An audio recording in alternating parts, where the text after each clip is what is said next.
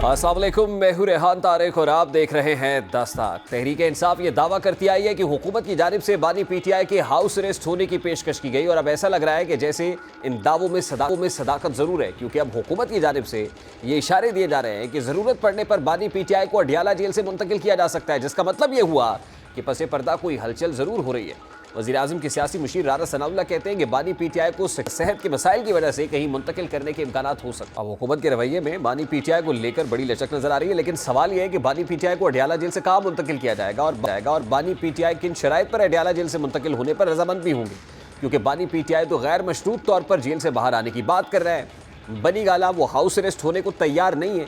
जाहिर है अगर बानी पीटीआई मुकम्मल आज़ादी से जेल से बाहर आते हैं, वो सियासी तौर पर मुतहरिक हो जाएंगे और उनकी पार्टी फिर से मजबूत होगी।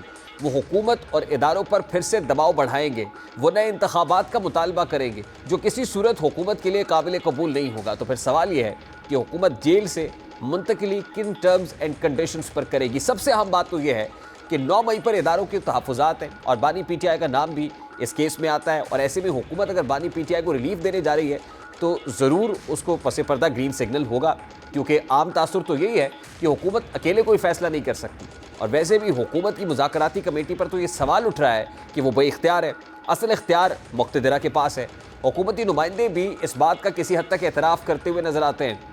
अब अहम बात यह है कि अगर बानी पीटीआई की अडियाला जेल से मुंतकली हो गई तो इस पर हुकूमत के मुस्तकबिल पर भी सवाल उठेंगे, बल्कि अब भी सवाल उठ रहे हैं। नून लीग के रहनुमा जावेद लतीफ़ ये दावा कर रहे हैं कि हुकूमत के साथ एक पेज पर होने की जो बात कर रही है वो सफ़ा फट चुका है। अब जावेद लतीफ़ की गुफ्तगू बहुत मानी खेज़ है। उनकी बात का मतलब यह है कि हुकूमत और इदारों के दरमियान वो पहले जैसा ताल्लुक नहीं रहा, और इस ताल्लुक की खराबी की वजह से मुज़ाकरात के जरिए बानी पीटीआई को बैकडोर राब्तों की वजह से रिलीफ दिया जा रहा है। और जाहिर है हुकूमत इदारों और तहरीक इंसाफ के दरमियान चाहते ना चाहते हुए एक पुल का किरदार अदा कर रही है, क्योंकि ये हकीकत है कि हुकूमत तो कभी नहीं चाहेगी कि उनका सियासी हरीफ फिर से उनके सामने खड़ा हो जाए, या हुकूमत अपने हाथ काट कर खुद अपने मुखालिफिन के हवाले कर दे, क्योंकि हुकूमती लोग तो पहले ही इस तशवीश का इजहार कर चुके हैं कि अगर हुकूमत बानी पीटीआई को रिहा करती है तो इसका मतलब हुकूमत का अपने पाँव पर खुद कुल्हाड़ी मारना होगा। अब बज़ाहिर तो नज़र आ रहा है कि बानी पीटीआई के गिर्द जो घेरा तंग हो रहा था एक हद तक ढीला पड़ रहा है। पीटीआई के सामने 9 मई के मुजरिमान की रिहाई हो, या फिर 26 नवंबर के असीरान की रिहाई का मामला हो, या फिर 190 मिलियन पाउंड केस के फैसले को मौखर करने की बात हो, ये सब बातें इस बात का इंदिया दे रही हैं कि बानी पीटीआई को सियासी मार्जिन दिया जा रहा है। और इसीलिए वज़ीर आज़म शहबाज शरीफ ने वसवसों की बात की और अब इरफान सिद्दीकी वज़ीर आज़म के बयान पर वजाहत दे रहे हैं। वो कहते हैं कि बहुत सी कुव्वतें हैं रखने डाल रही। कौन सी कुव्वतें रखना डाल रही हैं, हुकूमत को ये वाज़ेह करना चाहिए। हुकूमत के बयानात से तो ऐसा लगता है जैसे वो इस वक्त कंफर्ट जोन में नहीं है, बल्कि वो डेंजर जोन में है। ज़ाहिर सियासत में तो कुछ भी हरफ आखिर नहीं होता। वो जिस सियासी जमात को कॉर्नर किया जाता है वो जमात वक्त बदलने पर फिर से इक़्तिदार संभालने की पोजीशन में भी आ जाती है। और यही वजह है कि ये तासुर उभर रहा है कि हुकूमती हलकों में कहीं ना कहीं बेचैनी ज़रूर है। ये सोच उभर रही है कि आने वाले वक्त में कहीं पासा ना पलट जाए और तहरीक इंसाफ की मुक़्तदरा से कहीं ताल्लुकात बेहतर ना हो जाएं, क्योंकि इस बात का एतराफ़ तो पीटीआई कर रही है कि इस्टेब्लिशमेंट से उसके बैकडोर राब्ते चल रहे हैं। इस हवाले से रऊफ़ हसन साहब ने दावा किया है कि इस्टेब्लिशमेंट से बैकडोर राब्ते हो रहे हैं। मामले पर बात करेंगे। इस वक्त पाकिस्तान मुस्लिम लीग नून के मरकज़ी रहनुमा वफाकी वज़ीर कैसर अहमद शेख साहब ने भी ज्वाइन किया है। अस्सलाम वालेकुम कैसर अहमद शेख साहब। रऊफ़ हसन साहब के इस स्टेटमेंट से ही शुरू कर लेते हैं। वो कहते हैं कि पाकिस्तान तहरीक इंसाफ के इस्टेब्लिशमेंट से बैकडोर राब्ते चल रहे हैं, तो क्या ये तासुर दुरुस्त है? क्या वाकई पीटीआई के बैकडोर राब्ते इस्टेब्लिशमेंट से हैं या ऑन बोर्ड है इस्टेब्लिशमेंट के साथ? आपके पास इस हवाले से क्या मालूमात है? देखिए, ये बात तो बड़ी क्लियर है कि जो इस्टेब्लिशमेंट का पॉलिटिक्स से कोई तल्लक नहीं।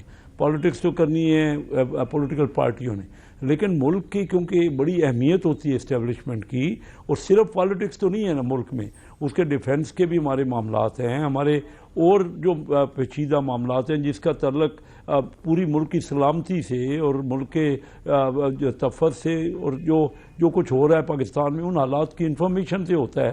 तो ये तो इस्टेब्लिशमेंट को चाहिए ना कोई सबसे रब्ता रखे, और उनकी कोशिश होनी चाहिए कि कोई ऐसा माहौल पैदा हो जिसमें मैंने दुनिया के किसी मुल्क में 55 मुल्कों में मैंने विजिट किया है एक्सटेंसिवली तमाम बड़ी अरसे से। अब मैंने नहीं देखा, एक पाकिस्तान वाहिद मुल्क है जहाँ एस्टेब्लिशमेंट की मुखालफत करके सियासत की जाती है। दावा है तहरीक इंसाफ का कि इस्टेब्लिशमेंट से राब्ते में है, वो दावा दुरुस्त है या नहीं है। लेकिन दूसरी तरफ जावेद लतीफ़ साहब पाकिस्तान मुस्लिम लीग नून के रहनुमा हैं, वो ये कहते हैं कि सफ़ा फट चुका है। जो ये सेम पेज होता था ना, ये सफ़ा फट चुका है, और वो इस करंट रिजीम के बारे में बात कर रहे हैं। देखिए आप खुद ही देखें ना, मुख्तलिफ हर मेंबर की या पार्लियामेंट के मेंबर हैं या वैसे पॉलिटिशियन जो हैं, फार्मर मेंबर हैं, एक्स मेंबर, हर एक का अपना पॉइंट ऑफ व्यू है, वो अपने अपने डिफरेंट बातें कर रही हैं।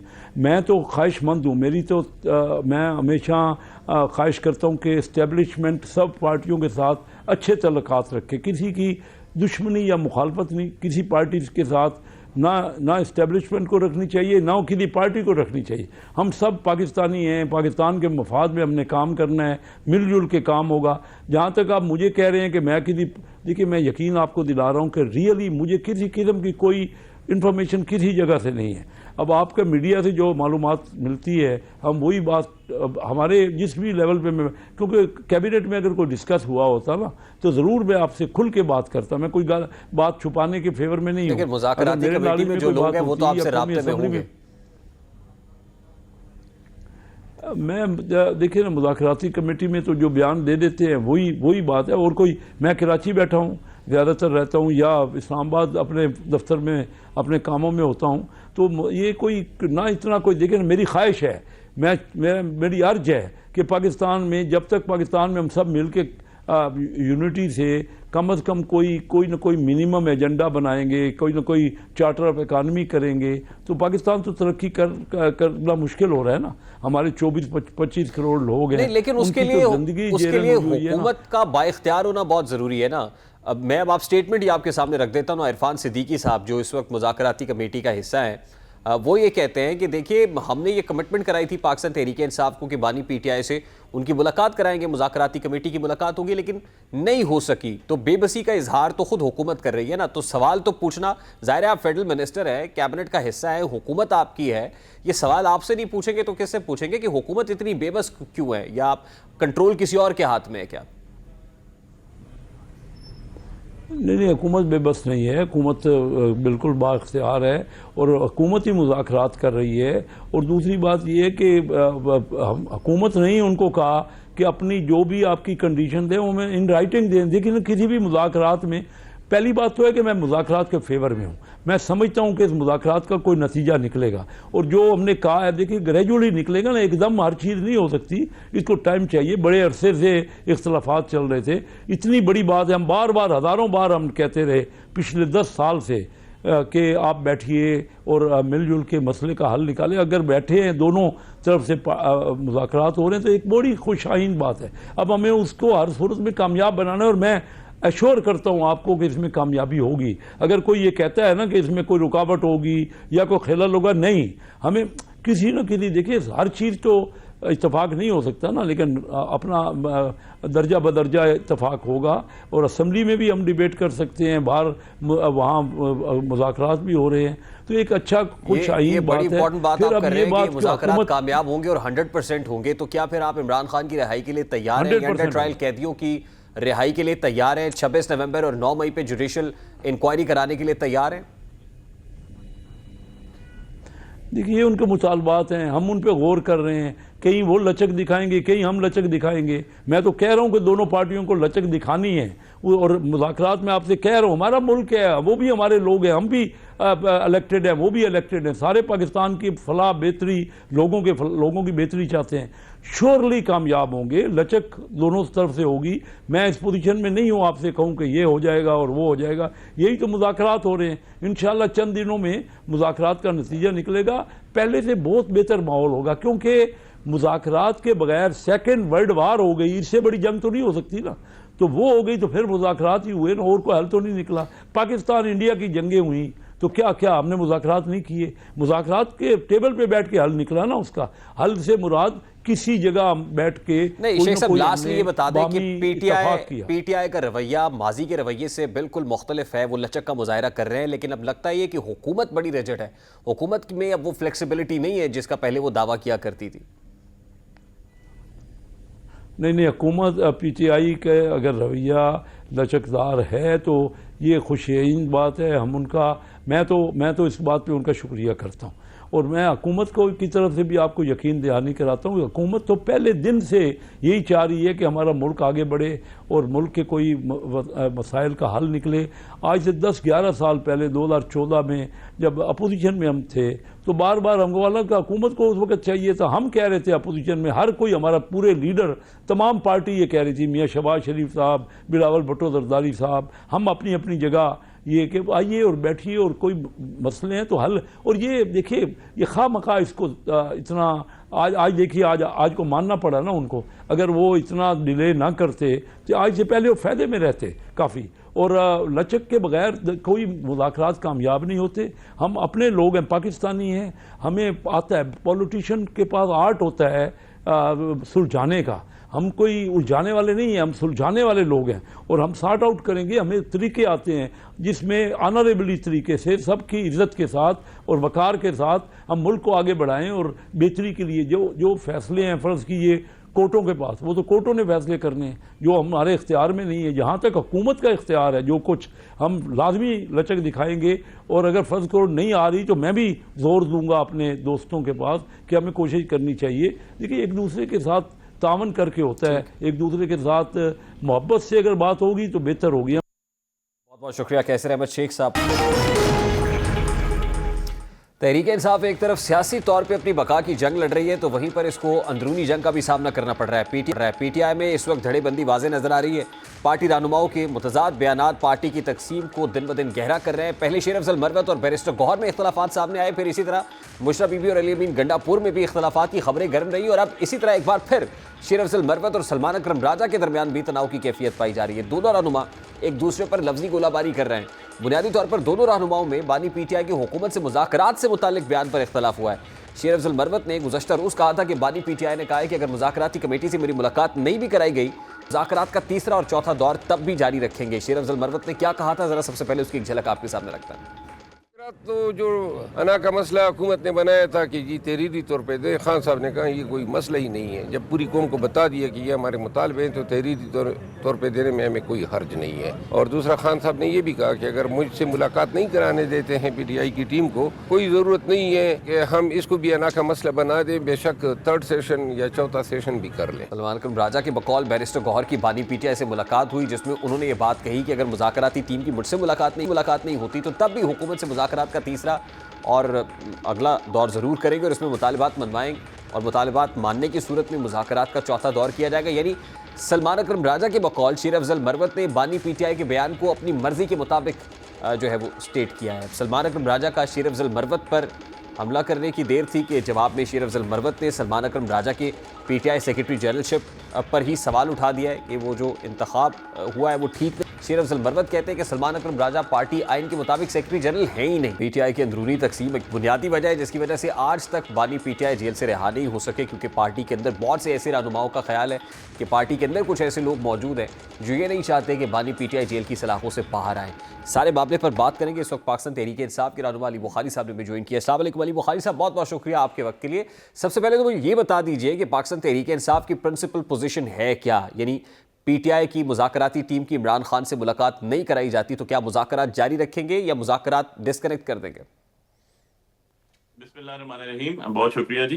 देखिए, सबसे पहली बात तो यह है कि प्रिंसिपली तो सबसे पहले गवर्नमेंट को इसके ऊपर इनिशिएटिव लेना चाहिए था, क्योंकि गवर्नमेंट ने कहा था कि हम आपकी मुलाकात कराएंगे और आपके ये जो आपकी एक रिक्वायरमेंट है, जो आपकी एक चीज आपने एजेंडा की है अभी कि जी आपकी मुलाकात बहुत जरूरी है खान साहब से फ्यूचर में इसको लेके चलने के लिए, सारी नेगोशिएशन को, गुफ्तगू शनीद को, तो उसके ऊपर उन्होंने कहा जी बिल्कुल जायज मुतालबा है आपका और इसके लिए हम हर तरह की कोशिश करेंगे और आपको फैसिलिटेट करेंगे। बट अनफॉर्चुनेटली आपने देखा कि हुकूमत जो वो badly government is failed to perform their part of obligation, और उसके ऊपर अल्टीमेटली क्या हुआ कि कल आपने देखा कि सदीकी साहब ने, इरफान सदीकी साहब ने ऑन एयर कहा बाकायदा कि जी हम लोग इस पे शर्मिंदा हैं। तो मुझे तो उनकी बड़ी बेबसी नजर आई। ये बात अपनी जगह पे दुरुस्त है अली बुखारी साहब, आप ठीक कह रहे हैं, लेकिन मैं प्रिंसिपल स्टांस की बात कर रहा हूं कि पीटीआई का इस पे जो जवाबी स्टांस है वो क्या होगा। उसके बाद फिर परसों डे बिफोर यस्टरडे मैं खुद गया खान साहब से, जब ये 9 मई वाला केस की ट्रायल हो रहा था उधर हडियाला जेल में, एंटी टेररिस्ट कोर्ट में, तो वहाँ खान साहब से मुलाकात भी हुई और मेरे साथ गौहर साहब की भी जो है मुलाकात हुई वहां पर खान साहब से।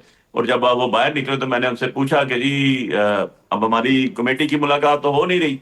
तो उन्होंने कहा यार मैंने पूछा है खान साहब से आज, और उन्होंने कहा रिटर्न मांग रहे हैं। वैसे तो सभी दुनिया को पता है, हमारी खान साहब की ट्वीट्स पे आ चुका है, और ये मिनट्स ऑफ मीटिंग्स बन चुके हैं, एजेंडा पॉइंट आ चुका है इसके ऊपर। जो दो हमने मुतालबात रखे थे, जो दो हमने एजेंडा पॉइंट्स थे, जो टेबल हमने किए थे, तो हमने कहा ओके फाइन, लिख के दे दे, इसमें कोई हर्ज नहीं है। तो अब इंशाल्लाह होपफुली नेक्स्ट हम लिख के दे देंगे। लेकिन ऑब्वियसली अंडर एक क्वेश्चन तो अराइज होता है ना, लॉजिकली भी टेक्निकली भी, कि यार आप अगर मिलवा नहीं सकते हमें तो इससे आगे कैसे चलेंगे। लेकिन हम फिर बात जो है वो हुकूमत की कोर्ट पे छोड़ेंगे, और क्योंकि वो पावर कॉरिडोर्स में है, और जो कमेटी है उसमें उनके मोस्ट सीनियर पार्लियामेंटेरियंस और सीजन पार्लियामेंटेरियंस और मोस्ट ताकतवर लोग मुस्लिम लीग नून के बैठे हुए हैं। उसमें सिद्दीकी साहब खुद बैठे हैं, उसमें साग डार साहब बैठे हैं, उसमें custodian of but my question house remains बैठे द हुए हैं। सेम तो ना आप अली तो- बुखारी साहब, मेरा सवाल ये है कि मुलाकात अगर नहीं कराते तो मुज़ाकरात जारी रहेंगे? देखिए ये अब नेक्स्ट मुज़ाकरात जो होंगे, क्योंकि उस जो आखिरी मीटिंग के लिए जाना था उसके अंदर और चीजें डिस्कस करने के साथ ये भी था कि जी रिटर्न देना है या नहीं देना है, जिसके ऊपर खान साहब की क्लियर इंस्ट्रक्शंस आ चुकी हैं एज पर जी जो गौर साहब की अभी तक हमें इंफॉर्मेशन आई है उनके हवाले से। अब बात यह है कि नेक्स्ट मीटिंग एजेंडा होगा, उसमें लिख के दे दिया जाएगा। ये जो गौर साहब बताएंगे कमेटी को, कमेटी प्रोसीड करेगी आगे से, उसकी रिएक्शन के बाद पता चलेगा कि जब आपने जमा करा दिया उसके बाद गवर्नमेंट क्या कहती है। क्योंकि जो नहीं, दो तीन उसके चीजें बाद लाजम फिर और आप मजलूब की मुतालबा तरह यही करती जा रही हैं। करेंगे, मुतालबा फिर यही होगा लिख कर देने के बावजूद भी कि इमरान खान साहब से मुलाकात देखिए कराई जाए? देखिए मुतालबा तो ऑब्वियसली होना है ना। देखिए खान साहब हमारे लीडर हैं, हम खान साहब से टिकट लेके बैठे हुए हैं, हम खान साहब की इलेक्शन लड़ के पार्टी में बैठे हुए हैं, हमने उनको रिप्रेजेंट करते हैं, हमारी आइडियोलॉजी वो है, हमें घर से सियासत में इमरान खान साहब लेकर आए। अब आप मुझे कहते हैं, सपोज फॉर एग्जांपल मैं अपनी बात करता हूँ कि अली बुखारी साहब आप खान साहब से पूछे बगैर कोई बात कर सकते हो, तो मैं कहूंगा नहीं, मैं अपनी राय दे सकता हूँ, लेकिन हतमी राय जो है वो इमरान खान अच्छा, साहब अब की होगी, शेर उससे अफजल मरवत discussion साहब बड़ी ने ये जरूरी है। स्टेटमेंट दिया कि इमरान खान साहब ये कह रहे हैं कि अगर मेरी मुलाकात कराई जाती है तब भी ठीक, नहीं कराई जाती तो भी मुज़ाकरात जारी रहेंगे, मुज़ाकरात आप जारी रखें। शेर अफजल मरवत साहब का ये स्टांस था। फिर इस देखिए पे ये सलमान अकरम तो राजा साहब ने शेर अफजल मरवत साहब को ये कहा कि जी वो इस तरह का स्टेटमेंट कैसे दे सकते हैं पार्टी के बिहाफ पे, तो ऐसी कोई बात नहीं है। फिर हमने एक वॉर ऑफ वर्ड्स भी देखी जो शेर अफजल मरवत और सलमान अकरम राजा के माबैन थी, फिर आज उस पर अलीमा खान साहब ने कॉमेंट भी किया। तो क्या वजह है कि विद इन पीटीआई कोई एक मौक़िफ़ नहीं है? देखिए बात यह है कि पीटीआई का मौकफ एक ही है जी, और वो मौकफ बड़ा सिंपल सा है कि जो वज़ीर आज़म इमरान खान साहब कहेंगे वही हर एक की जुबान पे होगा, और वही अल्टीमेटली प्रिवेल करेगा। प्रिवेल करना है ना, लास्टली प्रिवेल तो किसने शेर करना अफजल है। मरवत अब साहब किसकी बात यह है जबान कि बोल रहे हैं? देखिए शेर अफजल मरवत साहब ने जो बात की है तो वही बताएंगे ना, ये तो वो बताएंगे कि मैंने ये बात की, किस कॉन्टेक्स्ट में बात की, नहीं, ये जब किस पीटीआई में हवाले से सबका आई, क्या मौक़िफ़ बात एक आई। है तो शेर अफजल मरवत पीटीआई के नहीं है? बिल्कुल पीटीआई के हैं वो जी, पीटीआई के एमएनए हैं, खान साहब के टिकट पे इलेक्शन लड़े हैं, वो इलेक्शन लड़के वो जीते हैं, खान साहब से मिलके भी आए हैं। उनका तो फिर पॉइंट ऑफ व्यू पीटीआई जो तो है यक वो खुद जबान ना एक्सप्लेन हुई ना करेंगे सर? ना, उनकी जगह मैं तो नहीं एक्सप्लेन नहीं, कर सकता ना लेकिन उनकी फिर जगह। मैं तो पीटीआई सर इस मामले पे यक जबान तो ना हुई ना? फिर आपका ये दावा कि पीटीआई इस पे यक जबान है, ये दावा तो यही गलत साबित हो पीटीआई जाता बिल्कुल है। जगजुबान है। आप शेर अब्दुल मरवत साहब से पूछेंगे फाइनल हतमी फैसला कौन करेगा, तो वो कहेगा जी इमरान खान साहब। नहीं, अब लेकिन आप सलमान अकरम राजा साहब से पूछे, वो कहेंगे इमरान खान साहब। आप अली बुखारी से पूछे तो कहेंगे इमरान खान साहब। तो इसके ऊपर बिल्कुल जगजुबान है, एक ही चीज है, नहीं, इसमें कोई फर्क की बात नहीं है। मैं आपका जो शेर सवाल है वो रेलिवेंट है जी up to the extent of के जी मुज़ाकरात आगे बढ़ेंगे या मुज़ाकरात आगे नहीं बढ़ेंगे। इसके ऊपर मैं सिर्फ एक बात दे दूं, अगर मुज़ाकरात आगे ना बढ़ने होते या खान साहब की तरफ से ममानियत होती तो क्या देते गौर साहब को कि जी आपको कोई जरूरत नहीं लिख के देने की, जब मुलाकात होगी उसके बाद हम देखेंगे। सो ये चीज तो it has die its on a natural death, because के खान साहब ने जो है ऑलरेडी, गौर साहब इस पे अपना बता चुके हैं कि उन्होंने क्या लिख के दे दें आप नई मुज़ाकराती जो आगे जो इजलास होगा जिसमें मुज़ाकराती टीमें बैठेंगी, उसके ऊपर बड़ा क्लियर सी बात है। तो इसमें तो दूसरी ऑप्शन है, दूसरा ओपिनियन है ही नहीं। अब नेक्स्ट के बाद आगे चलेगा ना, अभी तक तो एक चीज के ऊपर लेकिन शेर कंट्रोवर्सी आई हुई थी, और लेकिन चीजें देखे ना डेडलॉक का शिकार थी अली कि लिख बुखारी के दें साहब, या लिख के ना दें। अली बुखारी साहब आपने लिख के दे दिया, अब हुकूमत ने रिस्पॉन्ड करना है। What are you looking at? Number 1। Number 2 ये है कि लगता ये है ना कि पीटीआई का अपना हाउस इन ऑर्डर नहीं है, जिसका बहुत नुकसान उठाना पड़ता है अल्टीमेटली पीटीआई को।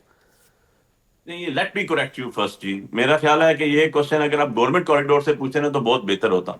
उसका रीजन ये वजह है कि अगर वो गवर्नमेंट कहती है और इतने सीनियर पॉलिटिशियन और उनके अलायंसेस, जिसमें राजा परवेज अशरफ साहब भी बैठे हुए हैं, जिसमें एमक्यूएम भी बैठी हुई है, वो बैठ के कहते हैं कि जी आपका मुतालबा बिल्कुल जायज है और हम आपकी मुलाकात कराते हैं, और पंजाब गवर्नमेंट भी इनकी, और अडयाला जेल भी इनके अंडर है, वहाँ पर मिनिस्टर जेल खाना जात भी उन्हीं का हो, और इवन अदरवाइज आज बैठ के दोबारा वो कहें, सॉरी कल बैठ के दोबारा कहें उनके स्पोक्स पर्सन इरफान सदीकी साहब कि जी हम बहुत शर्मिंदा हैं कि हम जो है उसको मिला नहीं सके। ये तो गवर्नमेंट के पार्ट पे होना चाहिए सवाल कि भाई आप बैठे हुए हैं, किस कैपेसिटी से बैठे हुए हैं, किस हैसियत से हैं कि आप अगर उनको उनके लीडर से मिला नहीं सकते, जो आप खुद एडमिट कर चुके हैं। अच्छा, तो फिर रऊफ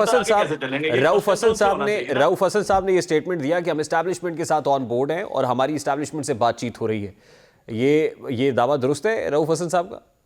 नहीं, मैं इस पे तो मुझे नहीं पता, तो रऊफ हसन साहब ही बताएंगे ना जी। मैं तो वो बताऊंगा जो खान साहब से मैं मिल के आया, जो मेरे इल्म में है। आप फिर कहेंगे कि पीटीआई एक ज़बान है। नहीं, इस तरह अगर आप पे क्वेश्चन आ रहे हैं तो उसका जवाब है ख्वाजा आसिफ साहब को सुन लें। जब ख्वाजा आसिफ साहब को मैं सुनता हूँ, उसके बाद मरियम की मैं 3 दिन से मरियम बीबी की स्पीच सुन रहा हूँ, तो उससे तो कुछ हो ही लग रहा है।